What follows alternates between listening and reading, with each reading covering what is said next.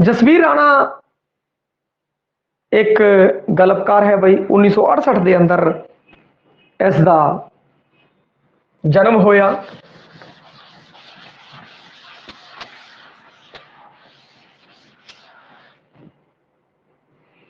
ये जो कहानी संग्रह है उन्होंने आप गल कर लीए। शिखर दुपहरा खितियां घूम रही हैं, किन्नरा दा भी दिल हुंदा है, बिलियां अखां दा जादू, उर्फ रोशी जल्लाद, मेरियां बाल कहानियां। जसवीर राणा का कहानी संग्रह बई उस उत्ते आपां इस तो बाद अगला जो कहानीकार है गुरदेव रूपाणा अपना अखीरला कहानीकार है भाई वो रहेगा। और इनके जोड़े कहानी संग्रह है उनके विचों आपां शिखर दुपहरा भाई खितियां घूम रही ने, खितियां घूम रही हैं, किन्नरा दा भी दिल हुंदा है, किन्नरा दा भी दिल हुंदा है। और अगली कहानी बिलियां अखां दा जादू पे। बिलोरी अखां, बिलियां अखां दा जादू, अख दा जादू, अखां दा जादू, फलाना जादू, अलग अलग बंदियां दा अलग अलग सिस्टम है भाई। उर्फ रोसी जल्लाद भाई, उर्फ रोशी जल्लाद ते मेरियां बाल कहानियां, मेरियां बाल कहानियां। एक ही कहते हैं कहानी संग्रह जसवीर राणा दे भाई। इनका एक शब्द चित्र भी है, मैं ते मेरी खामोशी। शब्द चित्र नावल है, इत्थों रेगिस्तान दिखता है। और इसनों आप ट्रिक राही भी याद करवाया बई। किन्नरा दियां बिलियां दे अखां दा जादू कारण राणे रोसी जल्लाद दियां शिखर दुपहरे खितियां घूम गई भाई। किन्नरा दियां बिलियां दे अखां दे जादू दे कारण भाई रोशी जल्लाद दियां शिखर दुपहरे खितियां घूम गई। शिखर दुपहरे खितियां क्योंकि उन्दियां बिलोरी अखां दा जादू ही इन्ना सीगा कि रोशी जल्लाद दियां बिलोरी अखां दा जादू इन्ना सी कि रोसी जल्लाद दा शिखर दुपहरे खितियां घूम गईयां बई, खितियां घूम गईयां। ये सीगा। इस अपने सारे जिहड़े है कहानी संग्रह है वो आ गए है। नव पूंजीवाद दौर दे मनुख दे खंडित बिंब नूं रचना वस्तु बनाता है बई। खंडित बिंब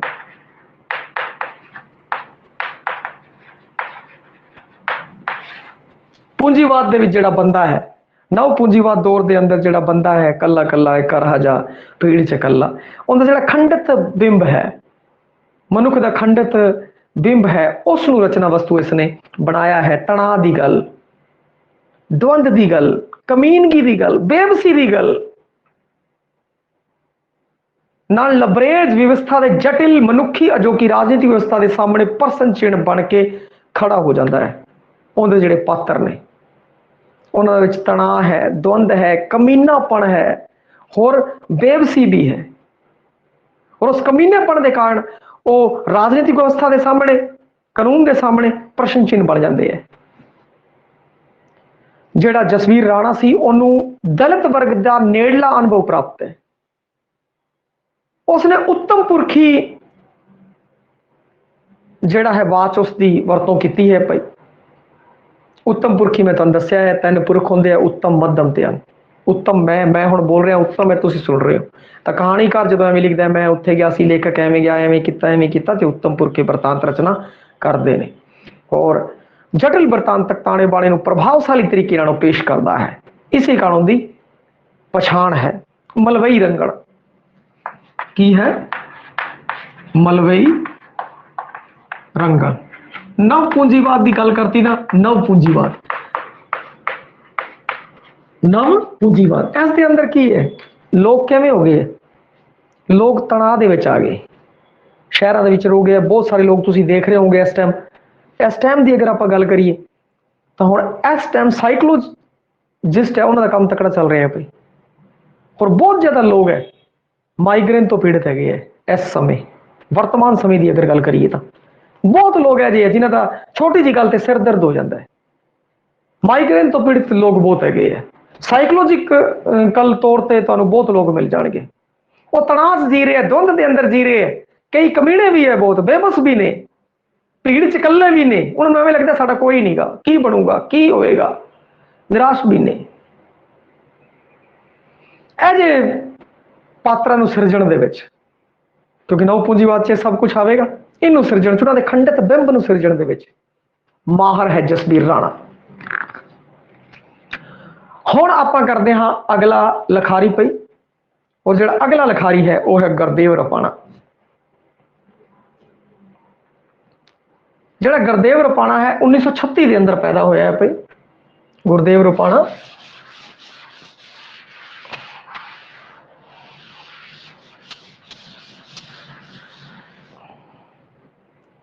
1936 अंदर पैदा होया है। इनके जिहड़े कहानी संग्रह है वह है एक टोटा औरत, अपनी अख का जादू, डिफेंस लाइन,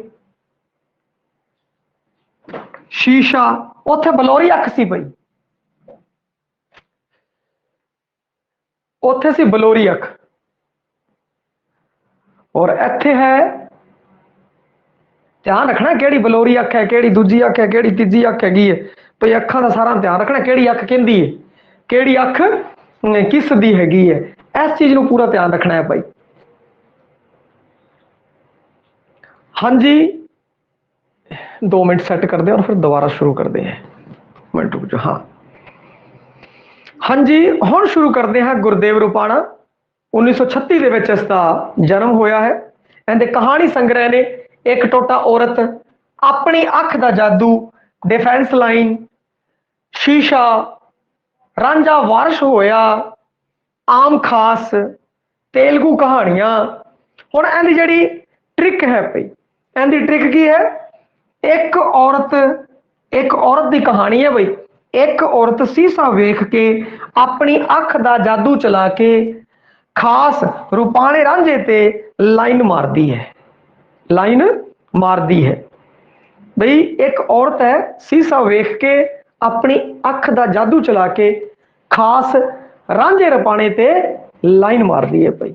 मतलब सिंपल जा हो गया, सिस्टम जी ट्रिक होगी, तो याद भी रह जाऊगा बई। एक औरत तो आ गया जी, एक टोटा औरत, एक टोटा औरत, शीशे तो आ गया, शीशा पे, शीशे तो आ रहा भाई, शीशा आ गया देख के अपनी अख का जादू, और ए रहा अपनी अख का जादू, और इत्थे अपनी अख का जादू, और फिर खास, खास तो आम खास है भाई, आम खास, और रूपाणा, रूपाणा इत्थे राइटर का नाम है, रांझा, और इत्थे है रांझा वारस होया, रांझा वारस होया।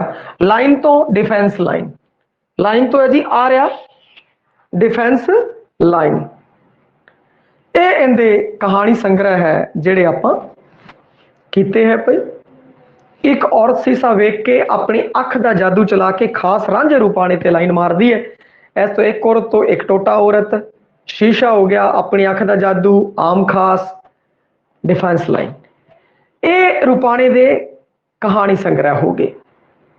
उसने जिहड़ी पहली कहानी सी पंज दरिया के संपादक प्रोफेसर मोहन सिंह नू लिख के भेजी, देवते पुज रहे पुज ना सके सिरलेख हेठ। परंतु मोहन सिंह ने की किया, यार इनू देवते पुज ना सके सिरलेख हेठ नहीं छापते, इनू द्रौपदी सिरलेख हेठ छापते हैं। क्योंकि टाइटल का नाम अगर छोटा होगा ना तो ज्यादा छोटा और खिचवा होगा तो ज्यादा वधिया रहिंदा, लोगों के मूँह चढ़ जाता है।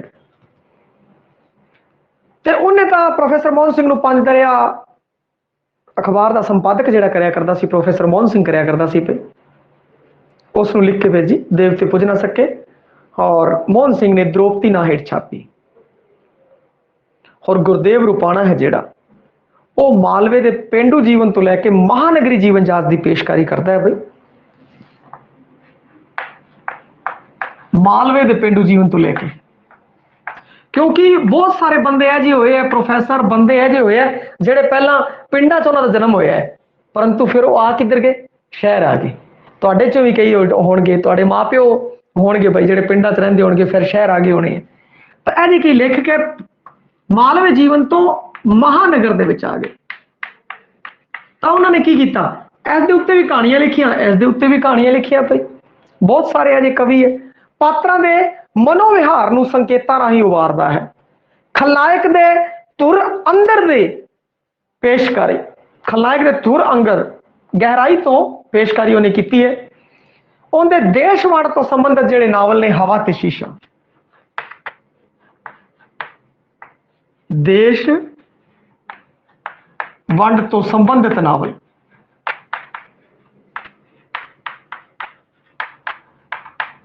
एक है हवा और एक है शीशा पे। देश वंड तो संबंधित उसके नावल ने।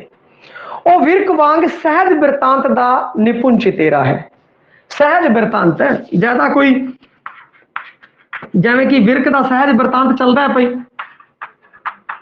ਸਹਿਜਾ ਸਹਿਜਾ ਬਿਰਤਾਂਤ ਚੱਲਦਾ ਹੈ, ਇੱਕ ਬਿਰਤਾਂਤ ਹੈ ਉਸ ਨੂੰ ਲੈ ਕੇ ਚੱਲਦਾ ਹੈ। ਔਰ ਆਮ ਸੰਧੂ ਵਾਲੀ ਤਰ੍ਹਾਂ ਐਵੇਂ ਨਹੀਂ ਇੱਕ ਬਿਰਤਾਂਤ 'ਚ ਹੋਰ ਬਿਰਤਾਂਤ ਜੋੜਦਾ ਚਲਾ ਗਿਆ, ਨਹੀਂ, ਇੱਕ ਬਿਰਤਾਂਤ ਨੂੰ ਲੈ ਕੇ ਚੱਲੂਗਾ।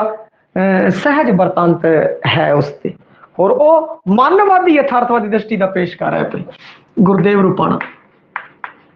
ਇਹਦੀ ਇੱਕ ਕਹਾਣੀ ਆਪਾਂ ਸੁਣਾਂਗੇ ਅੱਜ ਭਾਈ, ਮਨਵਾਦੀ ਯਥਾਰਥਵਾਦੀ। ਮਾਨਵਵਾਦੀ ਯਥਾਰਥਵਾਦੀ ਦ੍ਰਿਸ਼ਟੀ ਦੀ ਪੇਸ਼ਕਾਰੀ ਕਥਾ ਰਸ ਹੈ, ਕਥਾ ਰਸ ਹੈਗਾ ਹੈ, ਕਿਉਂਕਿ ਇੱਥੇ ਵਿਰਕ ਦਾ ਸਹਿਜ ਬਿਰਤਾਂਤ ਹੈ, ਉਹਦੀ ਕਹਾਣੀਆਂ ਦੇ ਅੰਦਰ ਕਥਾ ਰਸ ਹੈ। ਤੁਸੀਂ ਕਹਾਣੀ ਪੜੋਗੇ ਨਾ ਫਿਰ ਤੁਹਾਨੂੰ ਪਤਾ ਲੱਗੇਗਾ। ਦੇਖੋ ਇੱਕ ਕਹਾਣੀ ਮੈਂ ਸੁਣਾਉਂਗਾ, ਉਹਦੇ ਵਿੱਚ ਤੁਸੀਂ ਦੇਖੋਗੇ ਤਾਂ ਹੈ ਕਹਾਣੀ ਪੜੋਗੇ, ਜਿਵੇਂ ਹਵਾ ਕਹਾਣੀਆਂ ਦੀ ਪੜ੍ਹੀ ਹੋਈ ਹੈ, ਤੁਸੀਂ ਜੁੜ ਜਾਓਗੇ ਉਸ ਕਹਾਣੀ ਦੇ ਨਾਲ ਔਰ ਤੁਹਾਨੂੰ ਇੱਕ ਰਸ ਜਾ ਆਵੇਗਾ। ਔਰ ਦੇਖੋ ਇੱਥੇ ਮਾਲਵੇ ਦੇ ਜੀਵਨ ਦੀ ਗੱਲ ਕਰਤੀ ਤਾਂ ਮਲਵਈ ਉਪਭਾਸ਼ਾ ਦੀ ਵਰਤੋਂ ਵੀ ਉਸਨੇ ਕੀਤੀ ਹੈ। ਲੇਖਕ ਹੈ, ਕਹਾਣੀਕਾਰ ਹੈ, ਸਮਾਜਵਾਦੀ ਹੈ। ਜਦੋਂ ਇੱਥੇ ਗੱਲ ਆ ਗਈ ਬਈ ਮਾਨਵਵਾਦੀ ਯਥਾਰਥਵਾਦੀ, ਔਰ ਫਿਰ ਇੱਕ ਅੱਖਰ ਹੋਰ ਆਪਾਂ ਜੋੜ ਦਿੰਦੇ ਆ, ਯਥਾਰਥਵਾਦ ਤੋਂ ਅੱਗੇ ਦਾ ਸਮਾਜਵਾਦ, ਯਥਾਰਥਵਾਦ ਤੋਂ ਅੱਗੇ ਦਾ ਸਮਾਜਵਾਦ ਆਪਾਂ ਜੋੜ ਦਿੰਦੇ ਆ। ਗੁਰਦੇਵ ਰੂਪਾਣਾ ਨੂੰ ਅਗਰ ਤੁਸੀਂ ਵੇਖੋਗੇ ਤਾਂ ਬਿਲਕੁਲ ਇੱਕ ਦੇਸੀ ਜਿਹਾ ਬੰਦਾ ਲੱਗਦਾ ਹੈ, ਬਿਲਕੁਲ ਦੇਸੀ ਜਿਹਾ ਬੰਦਾ। ਔਰ ਕਿਸੇ ਨੇ ਚੈਲੰਜ ਕਰਤਾ ਸੀ ਇਹਨੂੰ, ਔਰ ਇਹਨੇ ਕਹਾਣੀ ਪੜ੍ਹੀ, ਕਹਿੰਦਾ ਇਹ ਕੀ ਕਹਾਣੀ ਹੈ ਜੀ, ਇਹ ਕਹਾਣੀਆਂ ਤਾਂ ਮੈਂ ਵੀ ਲਿਖਦਾ। ਕਹਿੰਦਾ ਭਾਈ ਸਾਹਿਬ ਇਹ ਸਾਡੀ ਕਹਾਣੀ ਲਿਖੋਗੇ ਤਾਂ ਪਤਾ ਲੱਗੂਗਾ। ਕਹਿੰਦਾ ਕੋਈ ਵੱਡੀ ਗੱਲ ਨਹੀਂ, ਮੈਂ ਵੀ ਲਿਖ ਦਿੰਦਾ। ਉਹਨੇ ਕਹਾਣੀ ਲਿਖੀ ਔਰ ਚੱਕ, ਔਰ ਉਹ ਕਹਾਣੀ ਚੱਲ ਗਈ ਭਾਈ, ਉਹ ਕਹਾਣੀ ਚੱਲ ਗਈ। ਫਿਰ ਉਸ ਤੋਂ ਬਾਅਦ ਕਿੱਥੇ ਆ ਗਿਆ ਮਿਲਣ ਵਾਸਤੇ ਕਿਸੇ ਨੂੰ ਨੌਕਰੀ ਲਈ, ਤਾਂ ਉਸਨੂੰ ਪਤਾ ਨਹੀਂ ਸੀ ਭਈਆ ਗੁਰਦੇਵ ਰੂਪਾਣਾ ਹੈ, ਪਰ ਇੰਨਾ ਵੱਡਾ ਰਾਈਟਰ ਵੀ ਨਹੀਂ ਸੀ ਉਹ ਉਸ ਟਾਈਮ ਬਣਿਆ, ਪਰੰਤੂ ਚੰਗੀਆਂ ਕਹਾਣੀਆਂ ਲਿਖਣ ਲੱਗਾ ਸੀ, ਸ਼ੁਰੂਆਤੀ ਦੌਰ ਤੇ ਸੀਗਾ। ਤਾਂ ਉਹ ਕਹਿੰਦਾ ਭਾਈ ਸਾਹਿਬ ਤੁਸੀਂ ਅੱਜ ਦਾ ਅਖਬਾਰ ਪੜ੍ਹਿਆ ਹੋਵੇ। ਕਹਿੰਦਾ ਤੁਸੀਂ ਕੌਣ ਹੋ? ਮੈਂ ਕਹਿੰਦਾ ਗੁਰਦੇਵ ਹੈ। ਕਹਿੰਦਾ ਗੁਰਦੇਵ ਕਿਹੜਾ ਭਾਈ? ਕਹਿੰਦਾ ਤੁਸੀਂ ਅੱਜ ਅਖਬਾਰ ਪੜ੍ਹਿਆ ਹੋਵੇ, ਇਸ ਕਹਾਣੀ ਪੜ੍ਹੀ ਹੋਵੇ। ਕਹਿੰਦਾ ਹਾਂ। ਕਹਿੰਦਾ ਮੈਂ ਉਹੀ ਹੈ। ਉਹ ਬੜਾ ਪ੍ਰਭਾਵਿਤ ਹੁੰਦਾ ਹੈ, ਕਹਿੰਦਾ ਵਾਹ ਵੀ ਵਾਹ, ਤੇ ਉਸ ਨੂੰ ਰੱਖ ਲੈਂਦਾ। ਇਸ ਤਰੀਕੇ ਨਾਲ ਹੁੰਦਾ ਇੱਕ ਸਿਸਟਮ ਚੱਲਦਾ ਹੈ। ਡਾਕੂਮੈਂਟਰੀ 'ਚ ਉਹਨੇ ਦੱਸਿਆ ਹੋਇਆ ਹੈ ਗੁਰਦੇਵ ਰੂਪਾਣੇ ਨੇ, ਔਰ ਫਿਰ ਉਹ ਕਹਾਣੀ ਦਰ ਕਹਾਣੀ ਲਿਖਦਾ ਹੈ ਔਰ ਇੱਕ ਵੱਡਾ ਰਾਈਟਰ ਹੈ ਉਹ ਬਣ ਜਾਂਦਾ ਹੈ। ਉਹਨਾਂ ਦੀ ਕਹਾਣੀ ਦੇ ਵਿੱਚ ਕਥਾ ਰਸ ਤੁਹਾਨੂੰ ਮਿਲੇਗਾ, ਸਹਿਜ ਬਿਰਤਾਂਤ ਚੱਲਦਾ ਹੈ, ਮਾਨਵਵਾਦੀ ਯਥਾਰਥਵਾਦੀ ਦ੍ਰਿਸ਼ਟੀਕੋਣ ਹੈ, ਸਮਾਜਵਾਦੀ ਦ੍ਰਿਸ਼ਟੀਕੋਣ ਹੈ। ਇਸ ਦੀ ਕਹਾਣੀਆਂ ਦੇ ਅੰਦਰ ਪੇਸ਼ਕਾਰੀ ਹੋਈ ਹੈ। ਮਲਵਈ ਉਪਭਾਸ਼ਾ ਦੀ ਵਰਤੋਂ ਹੈ ਜੋ ਇਸ ਦੀ ਕਹਾਣੀਆਂ ਦੇ ਅੰਦਰ। ਹੁਣ ਇਹਦੀ ਇੱਕ ਕਹਾਣੀ ਲੈਂਦੇ ਹਾਂ, ਪੋਪੂਲਰ ਕਹਾਣੀ ਲੈਂਦੇ ਹਾਂ, ਹਵਾ ਭਾਈ।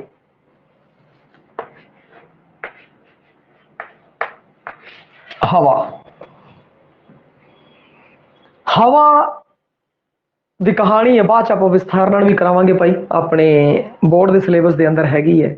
ਕਹਾਣੀ ਬੜੀ ਦਿਲਚਸਪ ਹੈ, ਮੈਂ ਤਾਂ ਕਈ ਵਾਰੀ ਪੜ੍ਹੀ ਹੈ, ਤਾਂ ਬੋਰਡ ਦੇ ਲਗਾਤਾਰ ਕਈ ਸਾਲਾਂ ਤੋਂ, ਪਿਛਲੇ ਕਈ ਸਾਲਾਂ ਤੋਂ ਪੜ੍ਹਾ ਰਿਹਾ ਬਈ। ਮੈਂ 10 ਸਾਲ ਤਾਂ ਪੰਜਾਬੀ ਪੜ੍ਹਾਉਂਦੇ ਹੋ ਗਏ, ਔਰ ਉਸ ਤੋਂ ਪਹਿਲਾਂ 5 ਸਾਲ ਹੋਰ 15 ਸਾਲ ਹੋ ਗਏ ਲਗਭਗ। ਤੇ ਹੁਣ ਸੰਖੇਪ ਚ ਲੈਂਦੇ ਹਾਂ, ਬਾਅਦ ਚ ਵਿਸਥਾਰ ਨਾਲ ਇਸ ਦੇ ਉੱਤੇ ਆਪਾਂ ਚਰਚਾ ਕਰ ਲਾਂਗੇ। ਜਿਹੜੀ ਹਵਾ ਕਹਾਣੀ ਹੈ, ਇਸ ਵਿੱਚ ਕੀ ਹੈ ਕਿ ਇੱਕ ਬੰਦਾ ਹੁੰਦਾ ਹੈ ਔਰ ਉਹ ਜਿਹੜਾ ਵੰਡ ਤੋਂ ਬਾਅਦ ਦਾ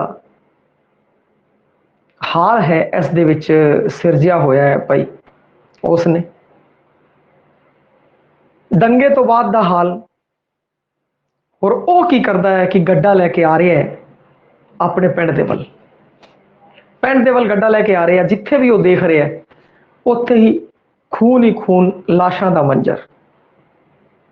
ਉਹ ਸੋਚਦਾ ਹੈ ਕਿ ਮੈਂ ਇੱਕ ਅੱਧੇ ਦੀ ਹੈਲਪ ਕਰਾਂ, ਉਸ ਨੂੰ ਇੱਧਰ ਕਰਾਂ ਉੱਧਰ ਕਰਾਂ, ਪਰੰਤੂ ਲਾਸ਼ਾਂ ਬਹੁਤ ਜ਼ਿਆਦਾ ਹੈ। ਉਹ ਕੀ ਕਰੇ? ਹੁਣ ਸ਼ਾਮ ਹੋ ਗਈ ਹੈ ਔਰ ਸ਼ਾਮ ਹੋਣ ਤੋਂ ਬਾਅਦ ਫਿਰ ਉਹ ਚੱਲ ਰਿਹਾ ਹੈ। ਕਈ ਵਾਰ ਜਿਹੜਾ ਗੱਡਾ ਹੈ ਉਹ ਲਾਸ਼ ਦੇ ਉੱਤੋਂ ਹੀ ਟੱਪ ਜਾਂਦਾ ਹੈ ਭਾਈ।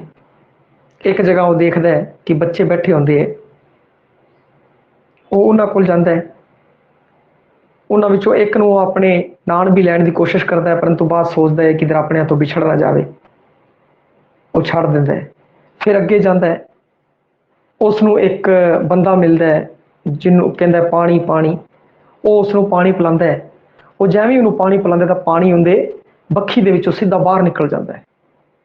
ਹੋਰ ਆ ਵੇਖ ਕੇ ਉਸ ਦਾ ਮਨ ਦਰਵਤ ਜਾ ਹੋ ਜਾਂਦਾ ਹੈ ਵੀ ਉਹ ਕਿਹਨੂੰ ਬਚਾਵੇ, ਕਿਹਨੂੰ ਛੱਡੇ, ਕੀ ਕਰੇ।